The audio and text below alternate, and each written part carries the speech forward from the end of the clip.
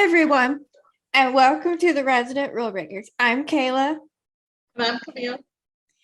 And today's podcast is all about the season 5 premiere called Dada, written by Amy Holden Jones, directed by Rob Corn.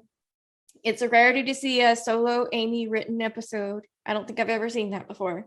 So. Yeah, usually she has a writing partner. But I wanted to bring that to everyone's attention about that one. Episode discussion, we're just going to go ahead and jump into it.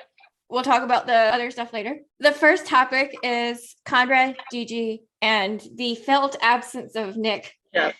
Very much felt absence. I mean, like, they had the whole voicemail. They had the whole voice. Yeah, well, I don't know if it was Emily or if it was a robot made to sound like Emily. A lot of people were saying that know her voice well. That sounded a little robotic.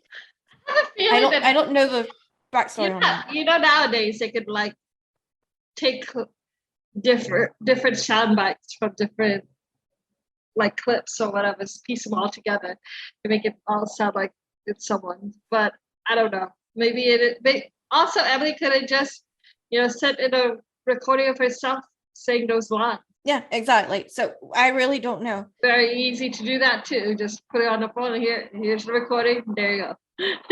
Yeah, but Conrad and Gigi were adorable. Like the twins that play Gigi are absolutely precious. They're so cute. They're cute. But this is the first time I have seen Matt Zuckery play a dad in over 15 years of following him. So it's a first. Well, technically, he is a dad in Gilmore Girls now. But I mean, well, not completely confirmed, and you never saw Logan with the baby. So mathematically and logically and everything else. But this is the first time you've seen him do it on camera, being an active dad, and he's adorable. There was an article that called Matt Zuckery with a baby a chick magnet. And it was adorable. Conrad has a very busy episode trying to balance being a daddy and being a doctor, and I think he does it brilliantly. I think this is just a introduction of what's to come. Yeah, exactly. We know because he's gonna be a single daddy very soon. I know. As a girl who was raised by a single dad, it brings a lot of my childhood back to life. Them highlighting this very real thing that happens to many, many families. So I honestly would rather Nick die. I still hold that. We really, we don't know her fate. We don't know. We don't know her fate, but I would rather her die than abandon her kid and her husband. Yes, exactly. You want to talk about character assassination? Yes, that's what I was saying in the group, was that this is like character assassination and would totally destroy all my love for Nick. All in one episode. I just couldn't handle it. Yeah, it just doesn't sound like Nick. No, but nonetheless, we'll see what happens moving forward. We're going to talk about that later in the podcast about what's coming. Conrad spends most of the episode trying to get Gigi to say Dada.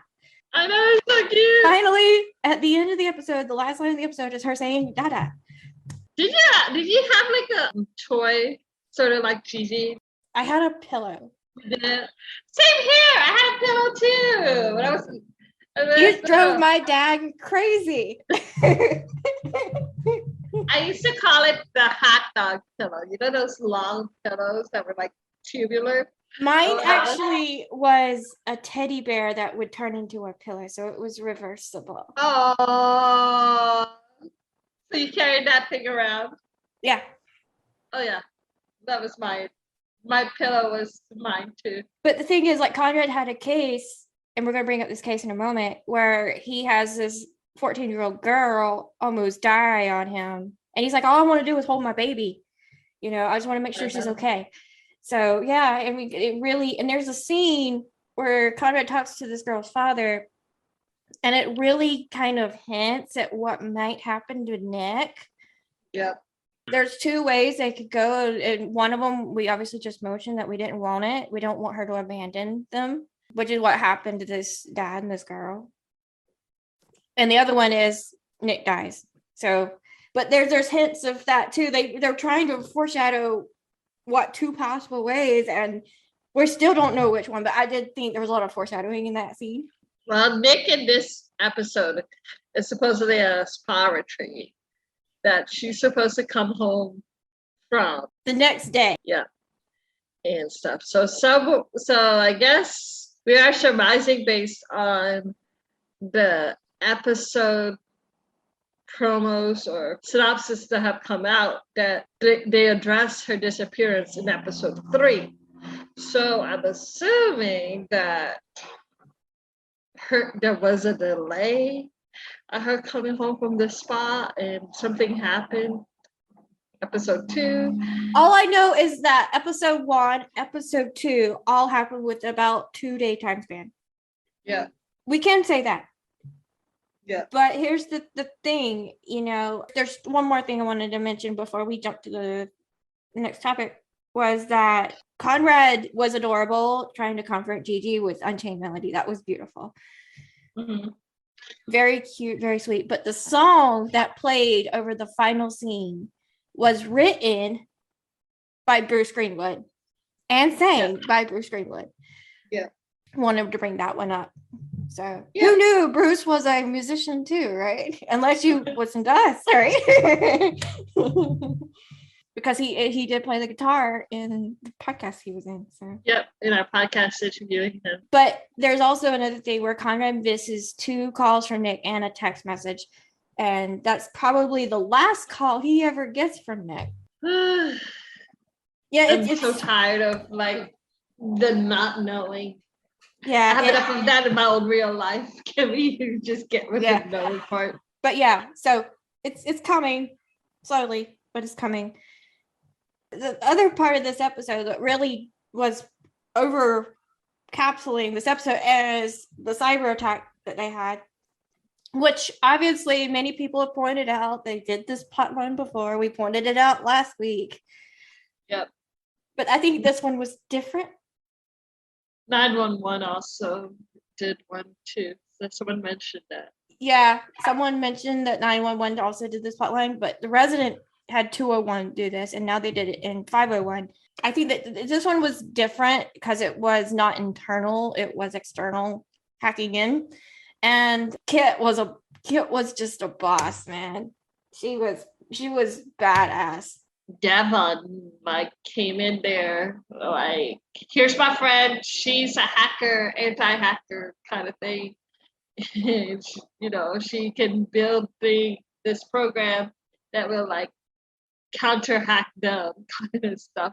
And so sure enough, they did that, and boom, the guy's face on screen was so hilarious. He was he's trying to cover the camera and everything. And Kit was like, well, it's too late. The FBI is coming. Yeah, Devon really, really helped save the day as well in this one. Multiple times. Yeah, I loved that. Kit was totally and this is the first time that Chastain has been in the black. So that means that they're making money. So, it's hilarious because Bella was like, try not to rub it in, please. Because he was the CEO for 3 years or something like that, and he was never in the black. So no. But the thing is, I love Marshall. Marshall was helping her negotiate this whole scenario, and Kit tried to follow his instructions, and the ransom got doubled. But yeah, that plot line really affected the entire hospital, and a lot of people came through to help these patients in a time where they were without the computer system. Yep. And this is why they need to keep paper charts still, because this can happen. They had shown how some of the doctors were doing stuff without. There was a scene where Irving goes, take your vitals on paper. If you don't know how, Nurse Hernley will show you. I wish they had done more of that, showed how they did it. Because I know Grey's Anatomy did that episode before, and it was hilarious watching the residents go, I don't know how to take a blood pressure. So, the old timers had to come in there and show them and stuff. In my opinion, Devon's kind of the VIP of this episode because like he really saved the day on getting his friend to help. But he also saved the day too, because remember she drew. Leela. Yeah, Leela and Devon were just, and I'm glad she has her own plot line in the episode, or else I would be screaming. Oh my god. Leela and her, like, well, we knew from last season that she's an artist. This is how she knows her stuff when, overcomes her dyslexia kind of thing. Is like she draws it really well. I guess she has like, what is that? What are those? Eidetic memory. Yes, eidetic memories. So she looked at the screen of the CT scan very quickly and was able to draw the person's brain and everything. But yeah, and she in that state, in that part of the plotline, she saved the day because she had this drawing of the CT, which they were able to go on, and Billy was able to do the neurosurgery. Save the girl's life. Yeah. Because she was like, her brain was hemorrhaging or something. Yeah. And they were like, she was leaking spinal fluid out her nose. Yeah. And they were afraid to like, cut her open because, there were no images. They didn't have like a CT images. They didn't have any kind of MRI or anything like that. And Leela was like, do you have images? Me? Yeah, like Devon knew that this was capable of happening, but she impressed everyone else, that's for sure. Yeah. I wonder if they have yet. I wonder if she has yet to tell them about her dyslexia. Probably not. I don't know. But it was brilliant, and this girl who AJ has obviously been spending a lot of time with doing charity work and stuff. And he had a 5K he was doing with her, and so many plot lines in this series. I think they try to do too much sometimes, but they all came together. They all made sense. So therefore, it doesn't feel like it's a lot of fun. But because AJ is emotionally attached, but Conrad gets emotionally attached too. Yeah, because of the dad. Yeah, and so. The dad has a heart attack or something. The dad has he has a, forgot the name of the syndrome, but it causes a broken heart syndrome. Yes, but it causes them to have heart attack, and they brought him back once, and then he ended up dying on the table, and then she has it too, and they saved her. But it's genetic, passed on from grandfather to father to her. And she is going to be raised by her uncle. Yep.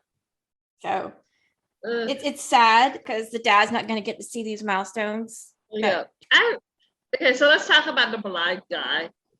I was going to bring him up because Esty was the one that saved him. Yeah. There was a drug drive, but they all got to the hospital because there was a drug driver who kind of ran over these runners who were doing a 5K race or whatever. And one of the guys, one of the girl saved the blind guy and pushed him out of the way. Wait, did you notice this? Hold up. This is a small snafu, and it's the very beginning. It's very quick. I think it was Billy.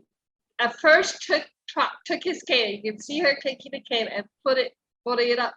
And then next scene, literally 2 seconds later, millisecond later, the cane is back. It's in his hand. So there are editing goose.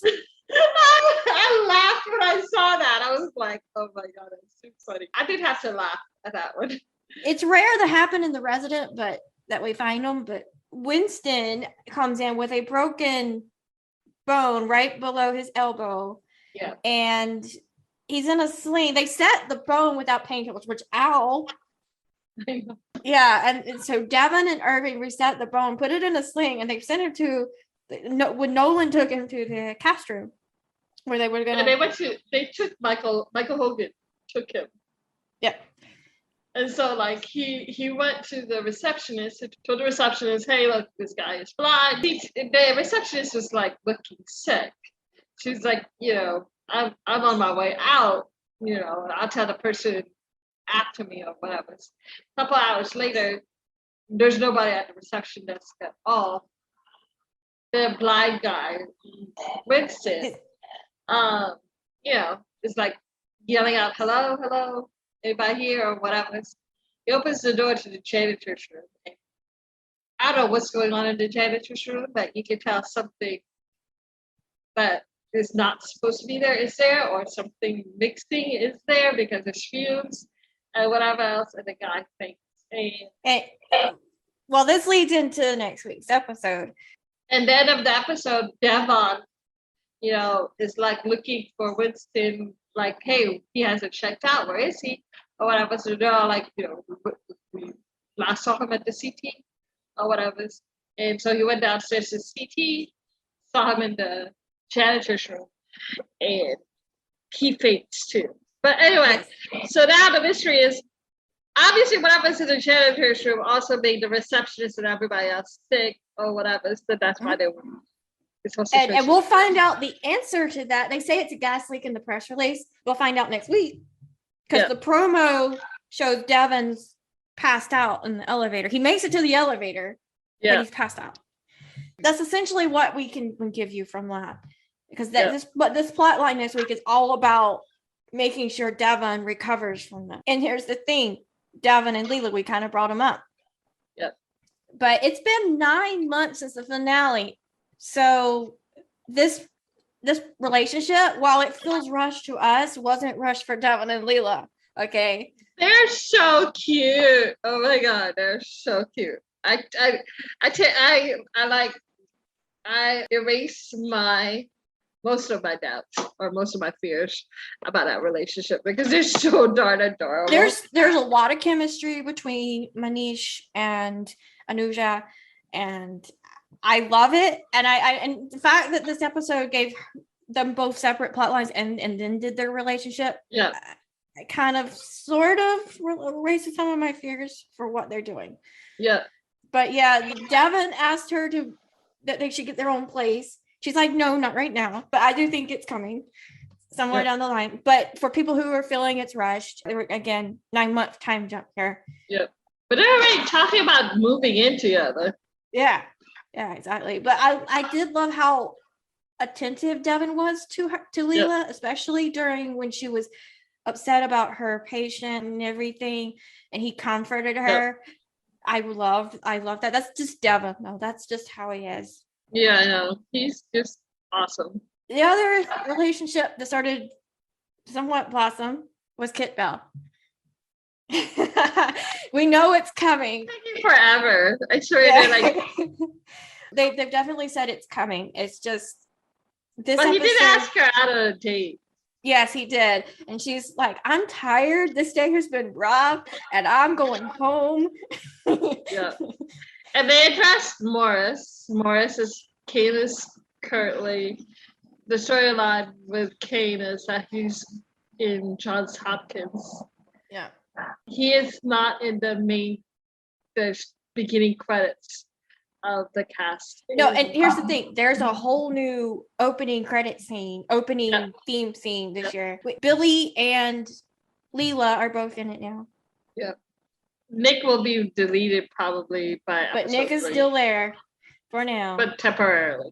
Yeah. I like how the end it's the poster Conrad's back. Yeah. Kind of thing. So just wanted to bring that to everyone's attention that there is a new, because usually it has changed somewhat every season. They're going to try to get Morris back. He's just really busy with all these COVID restrictions and everything else. They haven't been able to. That's kind of the word on Morris Chestnut at the point. So we'll find out more. That was in the interview, I'm guessing with TV Insider. They had a whole interview with Peter Elkoff after the episode release. Yeah. And that was one of the things was with Morris Chestnut returning, and he's like, we're trying to get him back kind of deal. They're talking to him. Yeah. So speaking of all that information, we're jumping into that.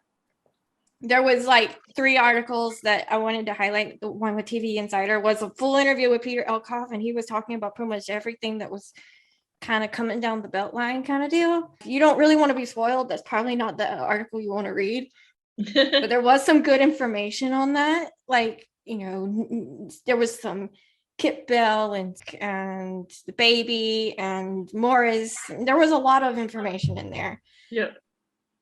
TV Line did a good article as well, just a review of the episode. And then TV Fanatic, the girl that writes for TV Fanatic, follow her on Twitter, and she is awesome. She's good. Yeah, she's also in our group. Yeah, she's in our group too. Jasmine, and I loved her review, and I always read it and go, yeah, I feel the same way, because most of the time I'm right aligning with her on her thoughts. So loved your review, Jasmine. The ratings for 501 were on par with the season 4 finale. 302 505 demo, which is pretty normal for what we've been getting.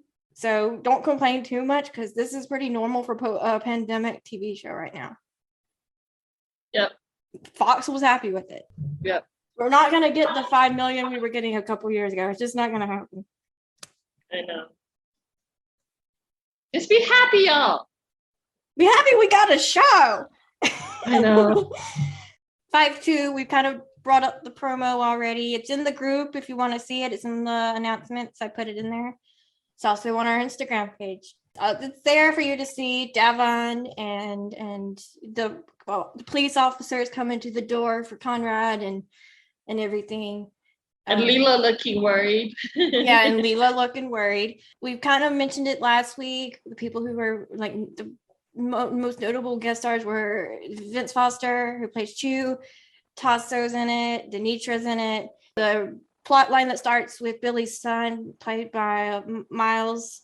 Stephen Wallen will be back. Yep. So all that'll be that. Emily's still credited. So is Morris. For now. Yep. So. Yep. And Jessica will be back on episode 3. Yes, like people were like, Jessica, where are you? And she's like, I'm in episode 3. She tweeted that to let people know. It must be nice to have like people wonder where you're at. Asking about me. Yeah. Episode 3 is called The Long and Winding Road. It was completely, we knew the title, but it was completely confirmed last week. The press releases have been releasing on Saturday morning for some reason. So it was released last week. The synopsis reads, when an accident brings a familiar patient into the Chastain ER, the doctors must face the reality of figuring out how to proceed with the best care, which leads the whole staff to questioning every decision. Meanwhile, the Raptor and Leela deal with a patient returning with the long-term effects of COVID. The notable guest stars, Tasso, Skylar Day is returning as Nurse Clara, Glenn Morshower, Corbin Burnson, Denitra, Jessica. So there's quite a few names. I wanted to bring up Corbin because this episode is when things kind of start happening with Nick. Yeah. That's the guess from everything we're gonna be getting. That's what we're guessing. Yep. Emily's no longer credited. I wonder what Corbin's role is gonna be on the Resident. We're gonna bring up more Corbin in a moment, but 5-4 synopsis actually came out before we recorded this podcast. So now what? The synopsis, it says, in trying to find a way to channel his emotions, Conrad puts all his effort in looking for answers. Obviously, apparently, to whatever happened to his wife. Yeah. The Raptor has a run-in with the police that ends up taking a surprising turn. Maybe this is a BLM plot one. I don't know, but it sounds like it. Meanwhile, Leela begins noticing problems with a surgeon who has been Belle's mentor. I want to bring this up because the guest stars in this episode are Glenn and Greg Henry. There's a Gilmore Girls connection in this episode. Greg Henry played Mitchum Huntsberger in Gilmore Girls. Oh my God. Please tell me Conrad and him are sharing a scene. I just want them to share a scene and be like, and Conrad go, you look familiar. Something. Didn't you play my dad? Or like, his dad's in the episode. Glenn, can you imagine Glenn Morshaw and him having like a face-off? Sure. But I think that Greg might be playing the mentor or whatever. I'm assuming that might be what that is. Jessica's also in this episode as well. Miles is also here. So that storyline with Billy will be continuing over. Yeah. Just wanted to bring that one up. There are known episode titles for episodes that have no press release. Let's just put it like that. We have up to 5/8 now. They did release 2 more. So 5/5, The Thinnest Veil. It will air October 19th. Ask Her Doctor is 5/6. It will air November 2nd. And I know you're probably asking about that date. That was the week of Halloween. They're skipping. There's a reason why we're skipping that one. Who Will You Be will be 5/7. It will air November 9th. And then 5/8 will be Now I See, which will air November 16th. So we have up to that for now. But yeah, I just want to be preparing people that we will have a break the week of Halloween. So people freak every time they say in 2 weeks on the promo. Prepare you now. There will be a 1-week hiatus the week of Halloween. I know. So, because we kind of brought it all up, podcasts upcoming, but 5/2, 5/3, 5/4, and 5/5 will be October, and 5/6, 5/7, 5/8 will be in November. That's the plan for now. Our Patreon account. If you want to help us keep the podcast running and want to be able to listen to the podcast before we release it to everywhere else, go to our Patreon. It's a little as $1 a month. It's patreon.com/The Resident Podcast. And you get BTS, which I do. I have been posting more stuff. There's a BTS video on there, how I edit the podcast together.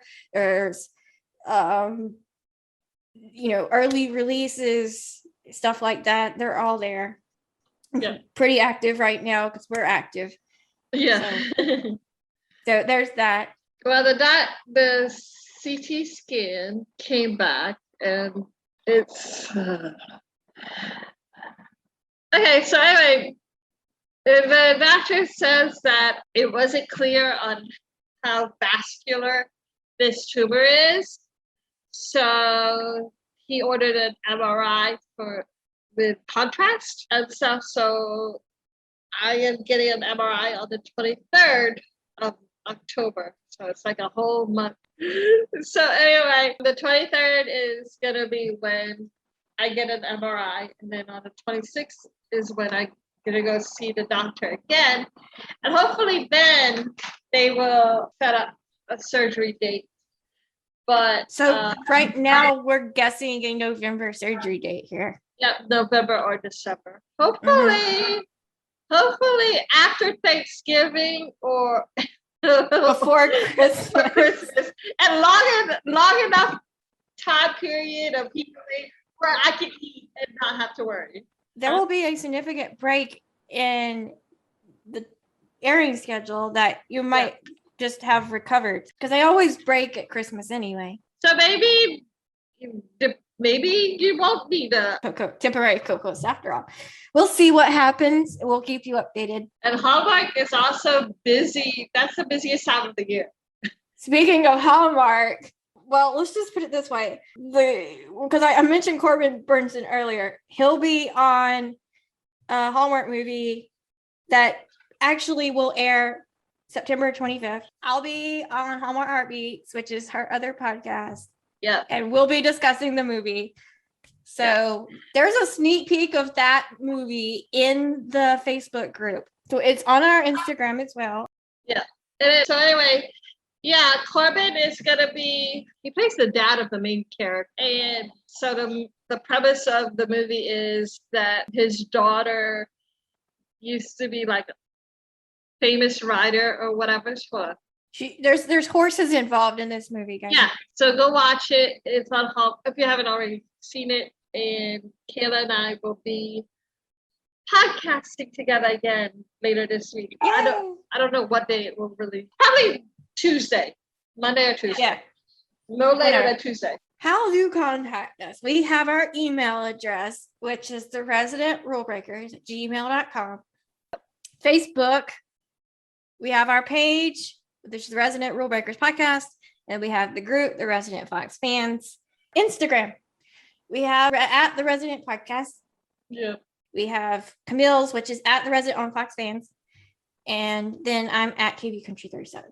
We have our Twitter, which I live tweet from every Tuesday night. Next week, we will be discussing episode 502 called No Good Deed. So until next week, I'm Kayla. I'm Camille. Bye. Bye, guys.